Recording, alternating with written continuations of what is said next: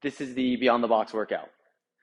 For today's strength portion, we're going to be working on the back squat. We're going to do this as 3 sets of 10 reps. Ideally, athletes are building to a moderately heavy weight that they can do all 3 sets of 10 reps at. The goal is that we're going to build to work up to a heavy weight, which we can then drop down from when we get into the Metcon. Taking the barbell out of the rack, barbell's on the back of our shoulders.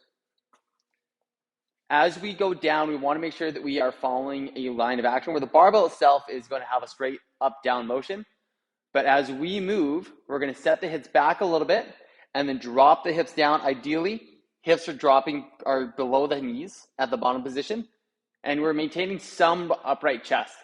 We can have a little bit of a lean as long as the barbell stays over our midfoot. So these reps here, these 10 reps, should be a moderately heavy weight.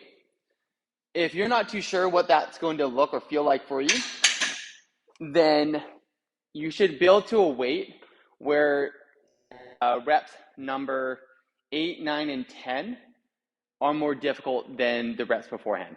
So we don't want you to hit failure, but we want you to start to feel some muscle fatigue start to happen, and you should feel that in the last few reps per set. If we need to scale this movement, we can look at the dumbbell variations. So dumbbell variations, same idea, building to a moderately heavy weight with dumbbells that you have available to you with the goal of dropping weight down when you get into the Metcon. When we're using the dumbbells, instead of it being a back rack position, it's going to be a front rack dumbbell squat. So that means dumbbells are in the front rack position, one of the dumbbells on your shoulders, the other end of the dumbbells are out in front of you. You can make it a little bit more like a back squat if you bring your elbows really high and get the weight of the dumbbells a little bit more on the back of your shoulders. And this here would be simulating a back squat, whereas my elbows down here would simulate a front squat.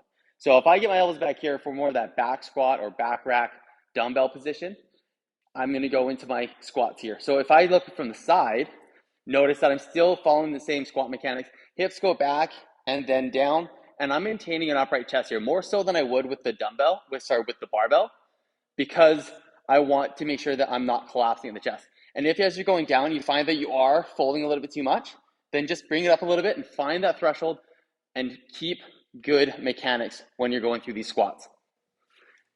If we look at the body weight variation, then we don't have any equipment to us.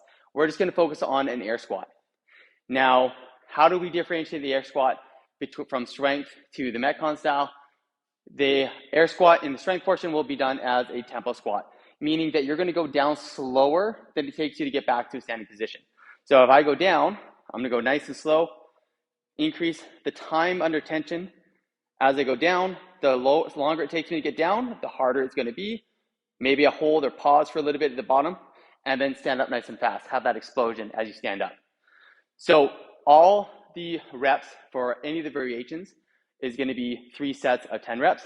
They should be more difficult than the options that you're going to use for the Metcon. If you take a look at the Metcon for today, it is going to be a 4-time workout, going back and forth between squats, whatever squat variation you used for the strength portion, same idea for the Metcon. And you're going to have squats and either handstand push-ups if you're doing the RX version, or you're going to scale it to pike push-ups if you're doing the dumbbell or bodyweight variations. So if I take a look at the handstand push-up, so ideally you have a wall that you can kick up to.